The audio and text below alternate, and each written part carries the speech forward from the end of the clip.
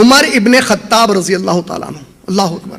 یہ ایک ایسا نام ہے کہ 1400 سال کے بعد بھی سنے تو دل میں تھوڑا ڈر ہوتا ان کا نام آتے تھے. ارے باپ رے بول کے. ان کا ایک کتنا پیارا قصہ ہے, دیکھیے آپ ان کا ریپیوٹیشن دیکھو آپ, نبی صلی اللہ علیہ وسلم کیسا تھا. ایک مرتبہ قرآن مجید میں اللہ سبحانہ و تعالیٰ نے اعلان کیا کہ کون ہے تم میں سے جو اللہ کو کچھ قرض دے تاکہ اللہ اس کو اچھے سے اچھا کر کے آخرت میں لوٹا دے. یہ آیت جب پڑھ کر سنائی گئی تو وہاں پہ جو یہودی تھے مدینے میں بولے لو ان کا اللہ فقیر ہو گیا, نعوذ باللہ من ذالک, ان لوگوں سے قرضے مانگ رہا, بھائی استغفر اللہ, یہ کیسے اللہ کی عبادت کر رہے ہیں جو ان سے بھیک مانگ رہا, قرضے مانگ رہا, اعوذ باللہ من الشیطان الرجیم. ابو بکر صدیق رضی اللہ تعالیٰ وہی ٹھہرے ہوئے تھے, رکھ کے بھیری دی ایک, بہت پریشان ہو جانے, بھاگا نبی صلی اللہ علیہ وسلم, بولا اے محمد صلی اللہ علیہ وسلم آپ کے ابو بکر نے مجھے بھیری مارا. اللہ کے نبی صلی اللہ علیہ وسلم غور سے دیکھے اس کو, بولے تو غور سے دیکھا وہ ابو بکر تھے یا عمر تھے مجھے, یعنی کہ اللہ کے نبی صلی اللہ علیہ وسلم کو بھی یقین نہیں ہو رہا تھا کہ ابو بکر کبھی عمر رضی اللہ تعالیٰ عمر کر سکتے ہیں, ابو بکر وہ ہمارے عمر رضی اللہ تعالیٰ عنہ کا ریپیوٹیشن تھا. اب یہ عمر رضی اللہ تعالیٰ کا واقعہ دیکھیے آپ بچپن میں. اچھا یہ کتنے نبی صلی اللہ علیہ وسلم سے 9 سال کے چھوٹے ہیں, ان کی پیدائش 579 میں ہوئی. ان کا گھرانہ کتنے قبیلے ہیں قریش کے, یہ بار بار کیوں پوچھ رہا ہوں معلوم ہے, بھولنا نہیں. اما بابا کا نام بھول گئے تو چلتا, نبی کا گھرانہ نہیں بھولنا. اما بابا کو نہیں بھولتے, اما بابا کو اگر نبی کو بھول سکتے تو اما بابا کو کیا یاد رکھیں گے, ہم جھوٹے ہیں. ہمارے نبی کو بھول کے اما بابا کو ان کے اوپر لے کے آ رہے ہیں. اما بابا بڑھ کے ہیں, نبی بڑھ کے ہیں. اب بھولیں گے انشاءاللہ. کتنے تھے قریش میں خاندان؟ بنو ہاشم سے کس کا تعلق ہے؟ یہ ہوم ورک ہے, رمضان میں آیا گا پھر پوچھوں گا انشاءاللہ. بنو ہاشم سے ہمارے نبی صلی اللہ علیہ وسلم تھے. ابو بکر صدیق کیسے تھے؟ بنو تیم. ایک اور خاندان تھا بنو عادی, بنو عادی, اس سے عمر بن خطاب رضی اللہ تعالیٰ عنہ کا تعلق تھا. اچھا ایک خاص بات بتا دیتا ہوں مکے کی, اور ایک اللہ کے نبی کریم صلی اللہ علیہ وسلم جب وہاں پر تولد ہوئے اور آپ نبی بنے, اس وقت مکے کی پاپولیشن لگ بھگ 60,000 کے قریب تھی. ٹوٹل مکے کی پاپولیشن, پوری پھیلی ہوئی پاپولیشن. اس 60,000 لوگوں میں پڑھنے اور لکھنے صرف 7 یا 8 لوگوں کو آتا تھا. اس زمانے میں پڑھائی ایسی نہیں تھی, پڑھنے لکھنے کی اگر کسی کو تعلیم مل گئی تو سمجھو نے بہت عزت والا تھا وہاں پر.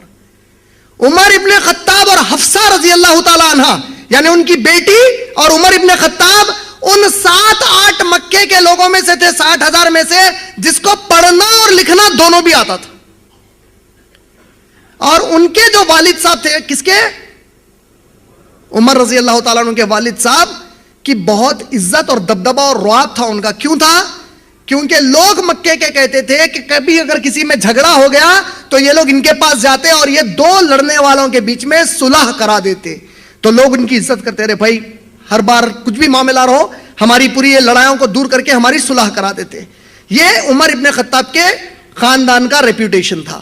اور عمر ابن خطاب کہتے ہیں میرے والد خطاب بن نفیل, میرے والد خطاب بڑے پتھر دل آدمی تھے, مجھے بہت مارتے تھے بچپن میں. ایک چھوٹی سی غلطی کے لیے بڑی بڑی سزا دیتے تھے. اگر میں بکری یا اونٹ چرانے گیا اور کوئی غلطی کر دیا تو میری جان نکلنے تک مجھے تھکا کر مجھ سے کام لیتے. بڑے سخت مزاج تھے. اور جب ان کا انتقال ہو گیا تو لوگ چونکہ عمر رضی اللہ تعالیٰ عنہ کو پڑھنے لکھنے آتا تھا تو وہی صلح کے لیے عمر ابن خطاب رضی اللہ تعالیٰ عنہ کے پاس آ جایا کرتے تھے. اب یہ عمر ابن خطاب رضی اللہ تعالیٰ عنہ کو پتا چلا کہ محمد صلی اللہ علیہ وسلم ایک نیا مذہب لائے ہیں, دین لائے ہیں, کہہ رہے ہیں کہ مکے میں جتنے بت ہیں یہ پورے غلط ہیں, ان کو عبادت نہ کرو, ایک اللہ کی عبادت کرو. بولے کہ کیسے ہو سکتا؟ اچھا عمر رضی اللہ تعالیٰ عنہ شاعری بھی کیا کرتے تھے, تو اب وہ کعبے کو اور کعبے کی ہر چیز کو عزت دیتے تھے, اگرچہ کہ انہوں نے کبھی شرک نہیں کیا. لیکن بولے کہ یہ تو پورے خاندان میں لڑائی ہو رہی ہے, ہمارے قریش قبیلوں میں 12 خاندان آپس میں لڑ رہے ہیں محمد صلی اللہ علیہ وسلم کی وجہ سے, میں اب ان کو ماروں گا کیسے بھی. اس میں 2 تاریخ آتی ہیں. تاریخ مطلب ہسٹری 2 ہے. ایک ہسٹری جو وہ مشہور ہے, آپ مارنے کے لیے نکلے, راستے میں آپ کو کسی نے روکا اور کہا کہ پہلے اپنے گھر میں جا کر دیکھو آپ کی سگی بہن اور بہن بھائی, آپ کی سگی بہن اور سعید بن زید رضی اللہ تعالیٰ عنہ وہ دونوں کلمہ پڑھ چکے ہیں. پہلے ان کا حال پوچھو, بعد میں نبی کے پاس جانا صلی اللہ علیہ وسلم کے پاس. وہ وہاں پر گئے, جانے کے بعد بہن سے بولے کہ تم کیا پڑھ رہی ہو؟ بہن نے کہا کہ میں قرآن پڑھ رہی ہوں, اور انہوں نے مارا ان کو. اس کے بعد پھر رحم آیا کہ میں نے میری بہن کو مار دیا. سمجھانے لگے اور بولے کہ اچھا دو میں بھی پڑھتا ہوں. انہوں نے کہا کہ تم ناپاک ہو, پہلے غسل لے کر آؤ, وضو بنا کر آؤ. تو تھوڑا سا یہ حصہ سمجھ میں اس لیے نہیں آتا تاریخ کا, کیونکہ وضو اور غسل کا حکم ابھی قرآن سے فرض نہیں ہوا تھا جس وقت عمر رضی اللہ عنہ کلمہ پڑھے تھے. تو یہ تھوڑا سا واقعہ سمجھ میں نہیں آتا. اس کے مقابلے میں امام بخاری رحمۃ اللہ علیہ نے صحیح بخاری میں ایک واقعہ نقل کیا ہے. وہ کہتے ہیں کہ عمر رضی اللہ تعالیٰ عنہ کو شاعری کا شوق تھا, اور وہ ایک عرب شاعر سے بڑے متاثر تھے. وہ سمجھتے تھے کہ زبردست پڑھا لکھا شاعر ہے, اور ایک اب جیسے ہمارے پاس ہم لوگ علامہ اقبال سے کافی متاثر ہیں, اسی طرح وہ ایک شاعر سے متاثر تھے. اچانک پتا چلا کہ وہ شاعر کلمہ پڑھ چکے ہیں اور وہ صحابی بن گئے. اب ان کو بڑی فکر ہو گئی, بولے اتنا میں جس کو مجھ سے قابل مانتا ہوں وہ کلمہ پڑھ لیا, کا مطلب اسلام میں کوئی سچائی ہے. وہ شاعر سے ملتے ہیں, وہ صحابی سے, انہوں نے دعوت دی اور وہ اسلام قبول کر لیا. یہ واقعہ صحیح بخاری میں آتا. واللہ عالم دونوں میں سے جو بھی صحیح ہو, اب مسئلہ اس بات کے جھگڑے کا نہیں ہے. بہرحال آپ اسلام قبول کیے. جب آپ اسلام قبول کیے تو اب ارادہ ہوا کہ ایک کلمہ تو میرے بہن بھائی نے مجھے پڑھایا یا شاعر نے مجھے پڑھایا, دل کو تسلی نہیں ہوئی. بولے جس کے نام کا کلمہ پڑھا ہوں ذرا مجھے وہاں تو لے چلو, میرے نبی کا ہے. اب اللہ کے نبی صلی اللہ علیہ وسلم کا اس وقت یہ حال ہے کہ کفار مکہ بڑا ستا رہے ہیں, تنگ کر رہے ہیں. تو ہمارے نبی صلی اللہ علیہ وسلم ایک مکان میں اپنے باقی کے صحابہ, حمزہ رضی اللہ تعالیٰ عنہ, ابن عباس کے والد عباس رضی اللہ تعالیٰ عنہ وغیرہ کے ساتھ بیٹھے ہوئے تھے. کچھ لوگوں نے دور سے دیکھا کہ عمر ابن خطاب آ رہے ہیں, ہاتھ میں تلوار ہے. اب وہ لٹکا کر آ رہے ہیں. لوگوں نے کہا اللہ کے رسول عمر آ رہے ہیں. اللہ کے نبی صلی اللہ علیہ وسلم کہتے ہیں دروازے کو کھول دو اور عمر کو میرے پاس بھیجو. صحابہ پریشان ہو گئے, بولے میرے بازو جبرائیل آئے ہوئے ہیں, جبرائیل نے مجھے خوشخبری دی ہے کہ عمر کلمہ پڑھنے کے لیے آ رہے ہیں. جیسا ہی اللہ کے نبی نے یہ کہا, صحابہ جو گھر میں بیٹھے تھے زور سے نعرہ لگائے, نعرہ تکبیر, اللہ اکبر. ابو جہل مکے کے صحن میں تھا, وہ بھی عمر رضی اللہ تعالیٰ عنہ کو جاتے دیکھ کر خوش ہو کر بیٹھا تھا کہ چلو اب عمر کام کریں گے محمد صلی اللہ علیہ وسلم کا. اندر سے جیسے نعرہ سنا, سر پہ دونوں ہاتھ مار کر بولا یہ بھی گیا. عمر ابن خطاب رضی اللہ عنہ گھر میں آ گئے. اللہ کے نبی صلی اللہ علیہ وسلم نے پوچھا ہے عمر کس ارادے سے آئے ہو؟ کہا ہے اللہ کے رسول کیا یہ بات صحیح ہے کہ اللہ ہمارے معبود ہے؟ کہا کہ بالکل صحیح ہے کہ اللہ ہمارے معبود ہے. اے میرے رسول کیا یہ بات صحیح ہے کہ آپ برحق اللہ کے رسول ہیں؟ کہا یہ بات بالکل سچ ہے کہ میں برحق اللہ کا رسول ہوں. کہا پڑھائیے کلمہ, اشہد ان لا الہ الا اللہ وحدہ ولا شریک لہ واشہد ان محمدا عبدہ ورسولہ. کلمہ پڑھا, دوسرا سوال کیا, اے اللہ کے رسول کیا واقعی ہمارا دین حق ہے؟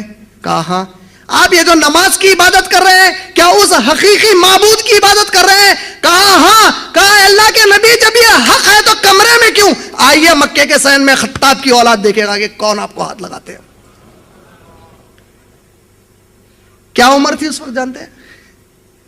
ہمارے ذہنوں میں جب یہ واقعہ سنتے تو آتا 40-45 سال کے تھے ہوں گے. نہیں میرے نوجوان بھائیوں, میری نوجوان بہنوں, سنو ان کی عمر 27 سال کے تھے, صرف 27 ایئرز کے تھے. 27 ایئرز. آپ لوگ جو جوان مسلمان ہیں میرے بھائی, یہ پب کلب مووی چھوڑو میرے بھائی. 27 سال کے عمر کی تاریخ دیکھو پلٹ گئی, سو کیسی عمر کی تاریخ بن گئی رضی اللہ تعالیٰ عنہ. اللہ کے نبی کہتے ہیں میرے امت کا نوجوان میرے امت کی پونجی ہے. They are the capital investment of my امت. یہ جس طرف اپنا رخ کرے گا میرا پورا دین اور میری پوری امت اس طرف کھپ جائے گی.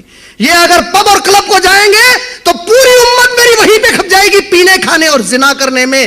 یہ دین کو پکڑ لیں گے تو اللہ ان کو سونامی کی طرح دنیا پر پھیلا دے گا انشاءاللہ. اپنی زندگیاں کیا کر رہے ہیں ایک بار ٹھنڈے دل سے غور کر کے دیکھو. وہ عمر کس چیز کی آواز لگائے؟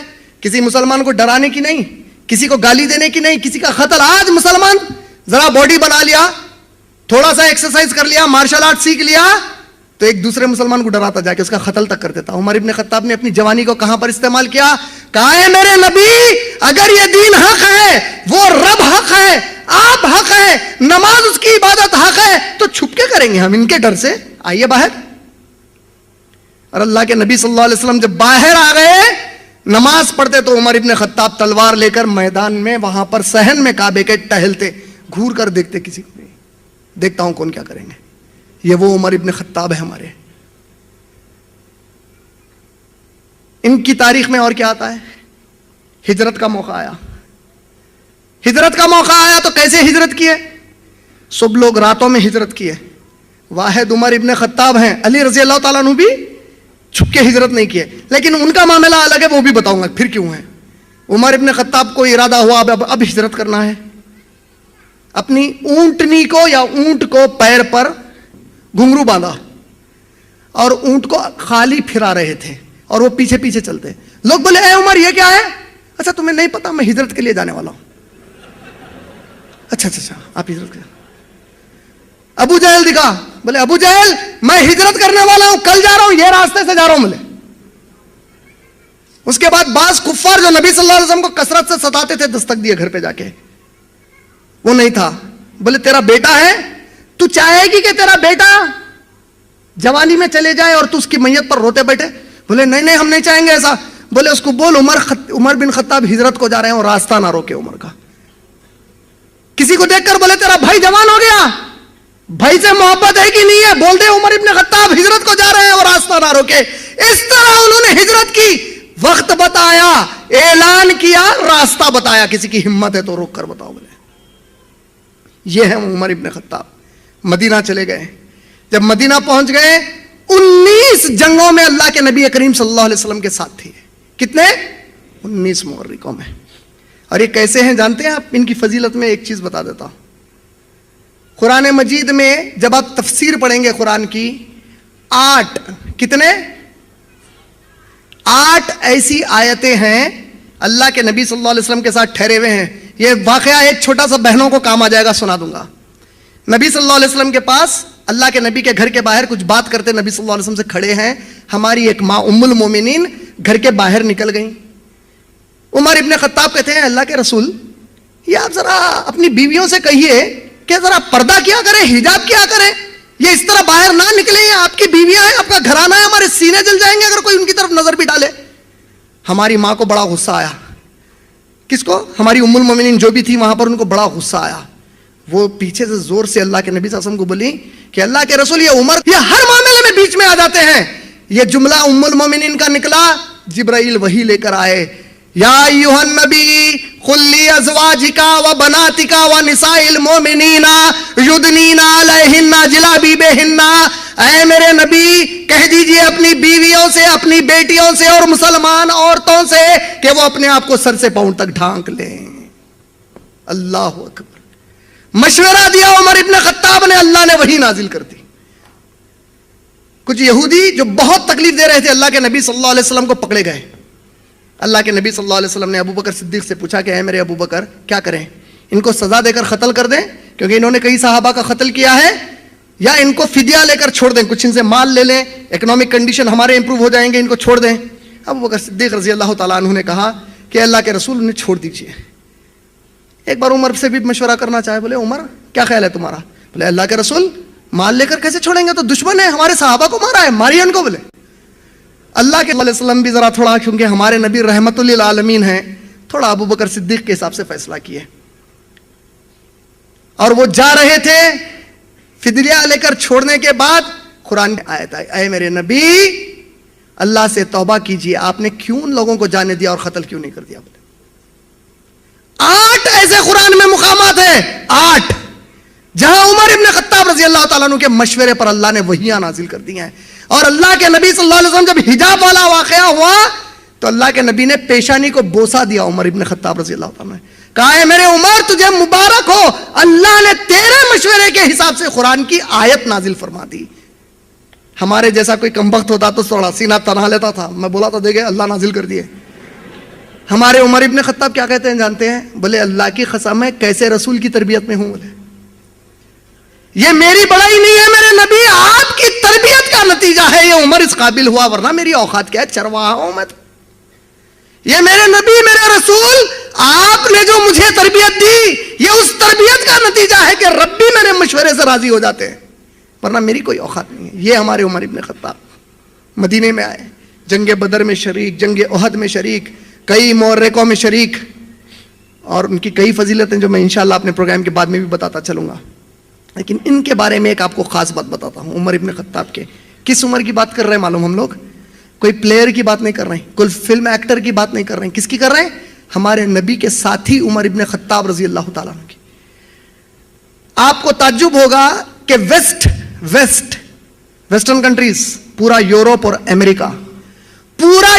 امریکہ اگر اسلام کے بارے میں کبھی سب سے زیادہ محمد صلی اللہ علیہ وسلم کے بعد کسی شخصیت پر ریسرچ کیا ہے تو وہ ہیں عمر ابن خطاب رضی اللہ تعالیٰ. اتنا ریسرچ کا میٹیریل مسلمانوں میں کسی بھی مسلمان کے لیے پوری دنیا میں اویلیبل نہیں ہے.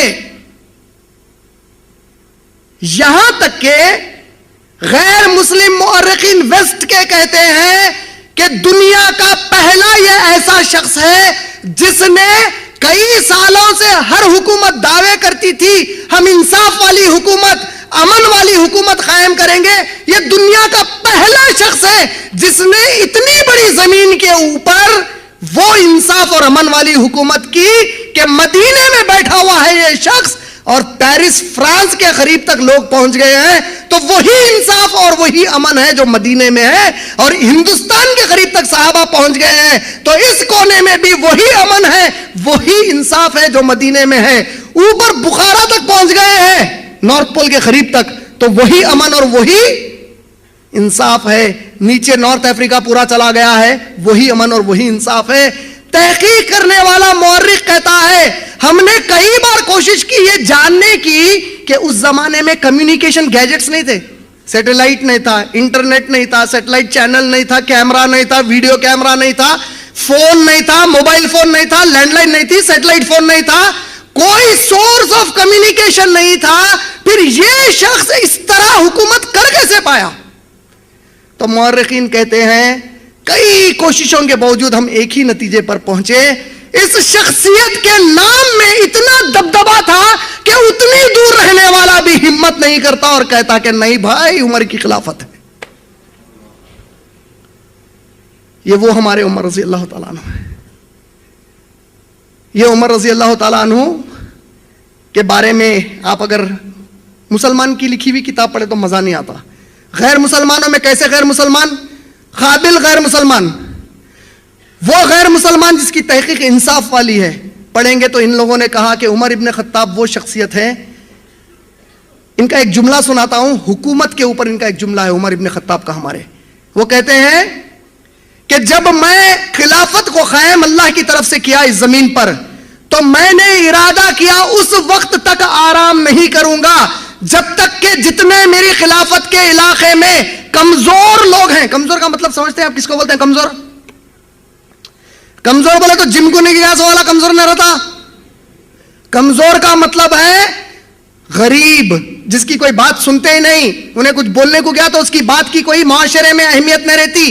عمر ابن خطاب کہتے ہیں میں اس وقت تک آرام نہیں کروں گا جب تک جتنی میرے خلافت کے علاقے میں ایسے کمزور لوگوں کو دل سے یہ یقین نہ ہو جائے کہ سب سے طاقتور وہ ہیں, اور اگر ان کے حق کی کوئی بات آ جائے تو کوئی ایسی طاقت اس علاقے میں نہیں ہے جو ان کا حق پہنچنے سے ان تک رکا دے. اور میں اس وقت تک سکون سے نہیں رہوں گا جب تک کہ خلافت کے میرے علاقے میں جو سب سے بڑا طاقتور ہے اسے احساس نہ دلا دوں تو سب سے کمزور ہے اگر تو نے اللہ کی کتاب کے کسی حکم کی نافرمانی کر دی. انگلش میں جملہ کیسا ہے؟ I will not rest in my khilafah until the weakest in my khilafah feels to be the strongest, and he has no fear that there is somebody who would interrupt the right that he has for himself or herself. And the strongest in my khilafah shall feel the weakest when he dares to break the law of Allah. اس جملے کے اوپر غیر مسلم کیا کہتے ہیں جانتے ہیں آپ؟ حکومت کو سمجھانے کے لیے دنیا میں اس سے پیارا جملہ آج تک کسی نے بھی نہیں کہا. کون غیر مسلم کہتے ہیں؟ آدمی نہیں کہتا ہے, انسائکلوپیڈیا بریٹانیکا کہتی ہے حکومت کو سمجھانے کے لیے اس سے پیارا کوئی جملہ کسی نے نہیں کہا آج تک. یہ عمر ابن خطاب کیسے عمر ابن خطاب ہے آپ جانتے ہیں؟ یہ کون سا مہینہ ہے بھائی؟ अरे माशाल्लाह, कोई भी अक्टूबर नहीं बोले, नवंबर नहीं बोले, माशाल्लाह। कौन सा है? इसका मतलब यह है कि सब मेरी बात को गौर से सुन रहे हैं, माशाल्लाह। अच्छा, मुहर्रम पहला महीना है, आखिरी महीना है? अरे देखो अब क्या मजे की चीज है, मैं कैसे क्या बोलूं हमारे सुन्नियों को। जो लोग हमारे उमर इब्न खत्ताब को गाली देते ना, दे के फिर पूरी दुनिया में वावेला मचा रहे हैं। क्या बोल के मालूम? मुसलमानों का, इस्लाम का पहला महीना कुर्बानी का, पहला महीना कुर्बानी का, पहला महीना कुर्बानी का, ये बोलते ना? नहीं बोलते? अरे जवाब नहीं दे रहे भाई। तो इन लोगों को अब के बोलो, ये मुहर्रम को पहला महीना कैलेंडर बना के कौन पेश करेगा? जो कैलेंडर आज तक हम मुहर्रम, सफर, रबीउल अव्वल, रबीउल सानी, जमादिउल अव्वल, जमादिउल सानी, रजब, शाबान, रमजान, शव्वाल, ज़ीक़ात, ज़िलहज, ये पूरे 12 महीनों का है। ये कैलेंडर पहली मर्तबा तदवीन किया उमर रज़ी अल्लाह तआला अन्हु ने। उन्होंने मुहर्रम को सबसे पहला महीना बनाया। हिकमत क्या थी? कहा कि देखो 5 हमारे जो अराकीने दीन है, तौहीद, सलाह, ज़कात, सौम और हज, इसमें 5वां हज है। तो ज़िलहज्जा के महीने को आखिरी महीना बनाएंगे, चूंकि उसके बाद मुहर्रम आता है, उसे पहला बनाकर यहां से शुरू करेंगे। इसका ताल्लुक हुसैन रज़ी अल्लाह तआला अन्हु की शहादत से कहीं भी नहीं है। इस कैलेंडर को पेश करने वाले, इस मुहर्रम के महीने को पहला महीना बनाने वाले कोई और नहीं, तुम जिसको गाली देते हो वही उमर इब्न खत्ताब रज़ी अल्लाह तआला अन्हु है। कैलेंडर दिया मुसलमानों को, कहा कि हमारी तारीख शुरू होती है हिजरत के बाद, क्योंकि हिजरत के बाद इस्लाम की ताकत हम मनवा कर आए हैं। हम इस किताब की ताकत, नबी के सुन्नतों की ताकत हिजरत के बाद मनाए। हमारी तारीख यहां से शुरू होती, तारीख वहां से उन्होंने शुरू की। तो कैलेंडर किसने बनाया मुसलमानों का? ये 12 महीने किसने सेट किए? उमर इब्न खत्ताब ने। अच्छा, आज हमारे यहां हुकूमत में डेमोक्रेसी रहो, डिक्टेटरशिप रहो, मिनिस्टर्स बोलते ना, मिनिस्टर्स, विजारत में उन्होंने पब्लिक मिनिस्ट्री सिस्टम शुरू किया। पब्लिक मिनिस्ट्री का मतलब क्या है?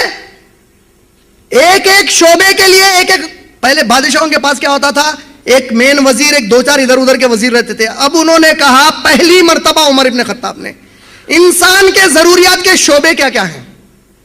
एजुकेशन उसकी जरूरत है, हेल्थ उसकी जरूरत है, इकोनॉमी उसकी जरूरत है, यानी कि फाइनेंस, ट्रेड उसकी जरूरत है, बिजनेस उसकी जरूरत है। तो बोले हर जरूरत के लिए एक मिनिस्टर बनाऊंगा। आप बोले पब्लिक मिनिस्ट्री सिस्टम उन्होंने शुरू किया।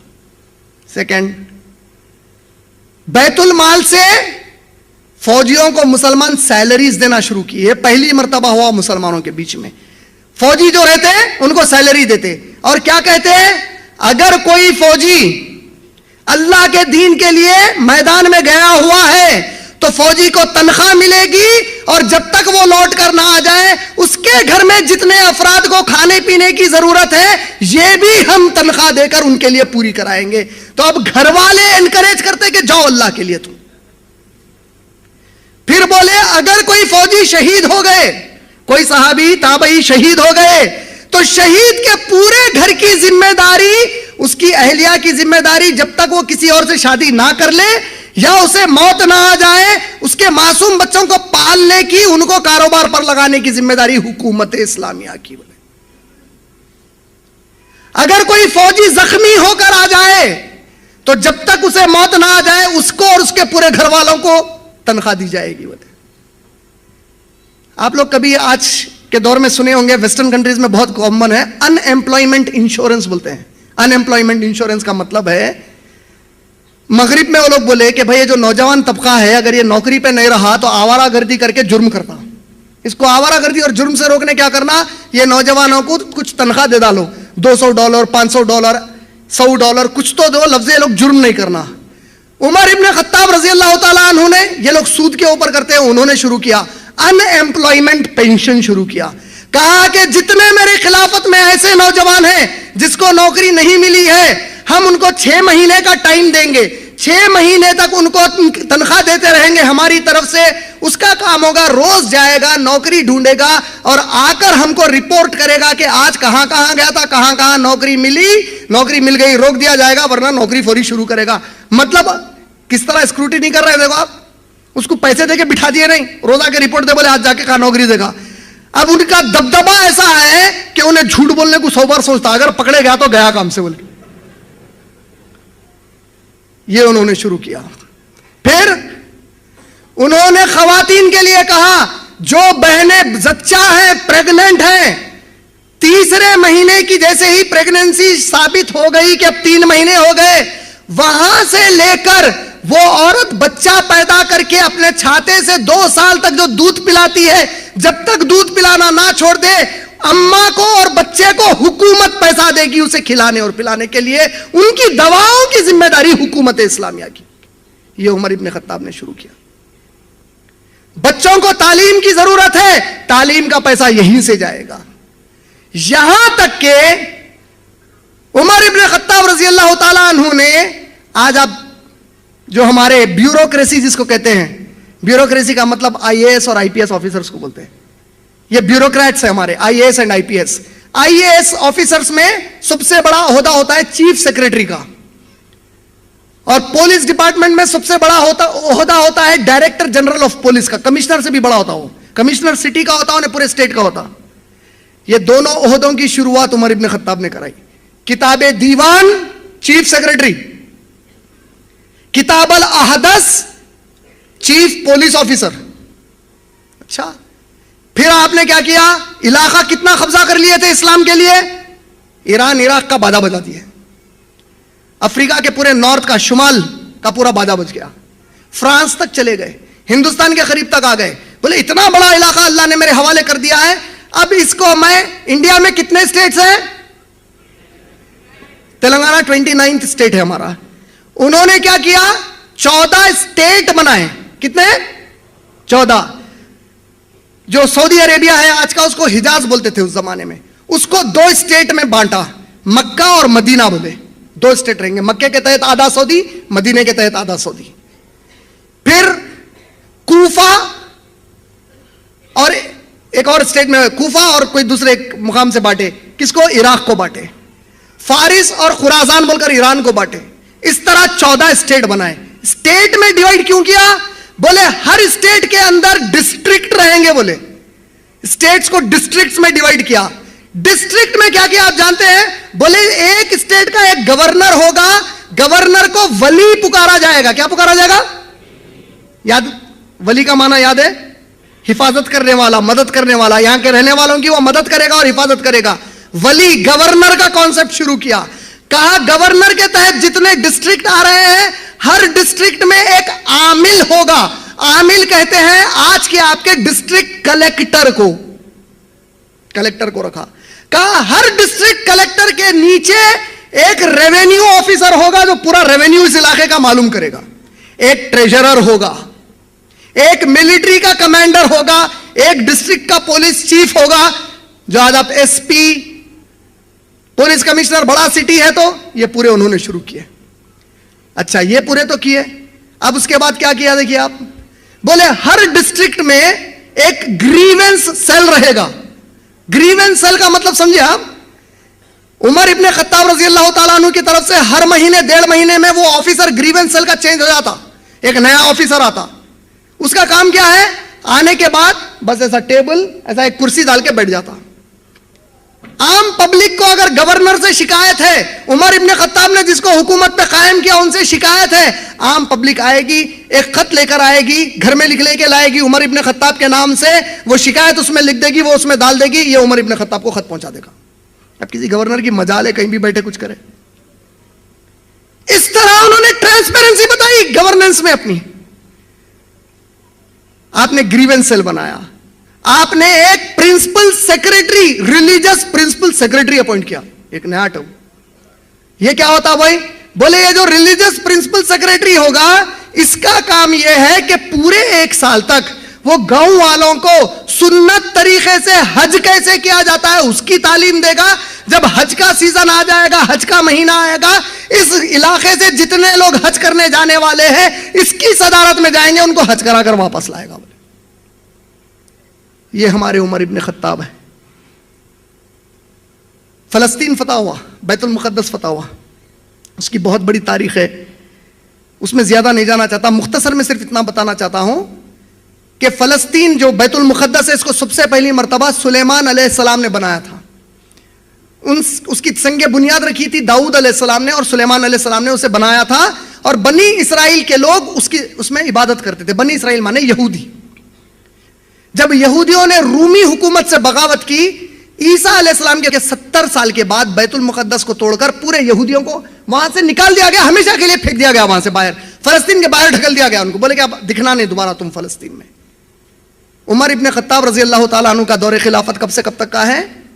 10 سال کا ہے. 634 سے 644 کا ہے. 637 میں بیت المقدس فتح ہوا. سوفرینیس نامی ایک عیسائی پادری تھا وہاں کی بڑی چرچ کا, اس نے کہا کہ میں اس فلسطین کے قلعے کی چابی صرف عمر ابن خطاب کو دوں گا, میں انہیں مدعو کرتا ہوں, میں چاہتا ہوں کہ وہ فلسطین کو آئے, یہ انبیاء کی سرزمین ہے. عمر ابن خطاب تیار ہو گئے, سفر کے لیے نکلے. وہ بڑا مشہور واقعہ سفر کا, جو بہنیں اور بھائی نہیں سنے ہوں گے ان کے لیے سنا دیتا ہوں. سفر پر جب جا رہے تھے, آپ اونٹ پر تھے, اونٹ کا سفر بڑا لمبا, آپ کے ساتھ ایک غلام تھا, غلام رسی کو پکڑتے ہوئے چل رہا ہے. غلام سے کہا کہ ٹھہر جائے یہاں پر, دیکھ اب ہم بیت المقدس سے لگ بھگ 80 میل 90 میل دور ہیں, ایک بات طے کر لیں گے, ہم دونوں آپس میں ایک معاہدہ کریں گے. کس سے کہا یہ؟ غلام سے. بولے 5 میل تو اوپر بیٹھنا, میں ڈوری کھینچوں گا. اللہ اکبر. 5 میل تو اوپر بیٹھ جا, میں ڈوری کھینچوں گا. 5 میل میں اوپر رہوں گا, تو ڈوری کھینچنا.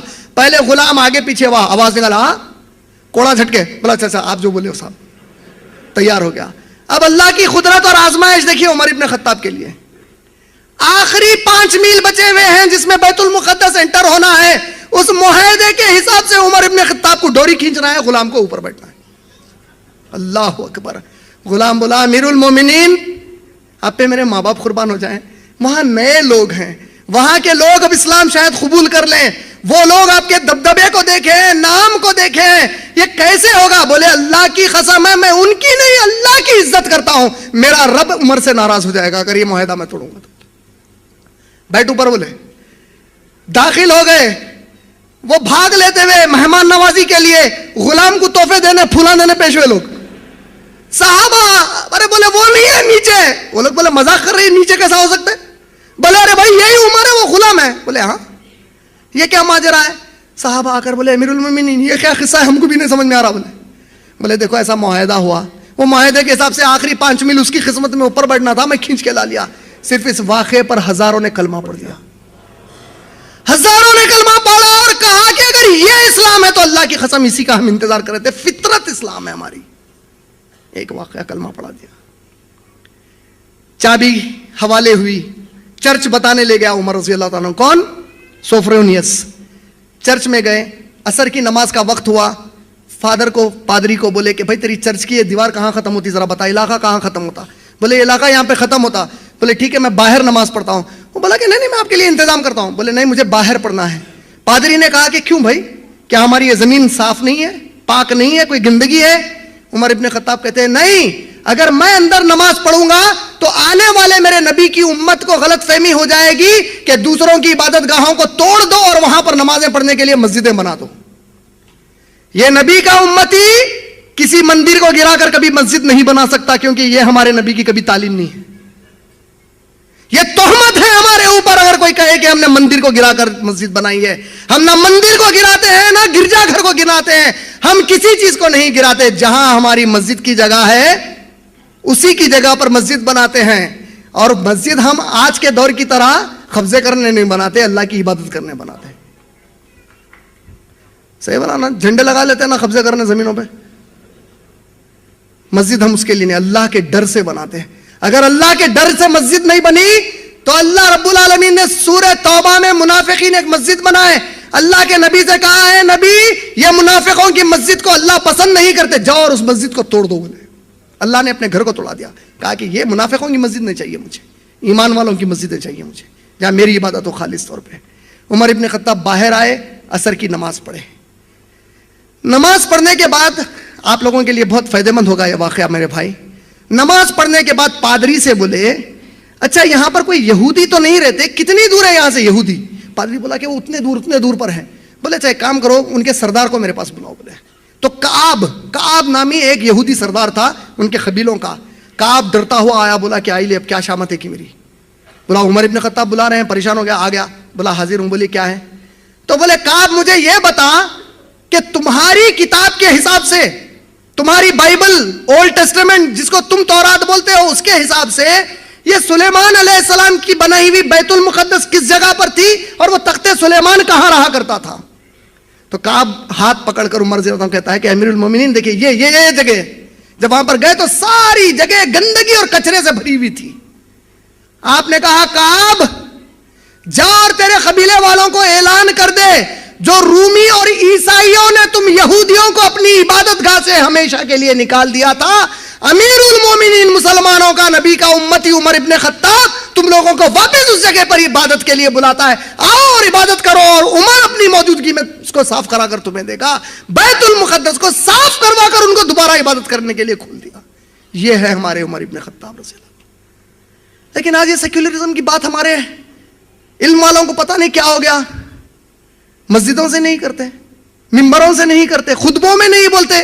کیوں نہیں بولتے بھائی بتاؤ؟ یہودیوں کی عبادت کی جگہ ہمارے امیر المومنین نے جسے عیسائیوں نے بند کر دیا تھا وہ کھول کر دیے. اس سے بڑا سیکولرزم کیا چاہیے؟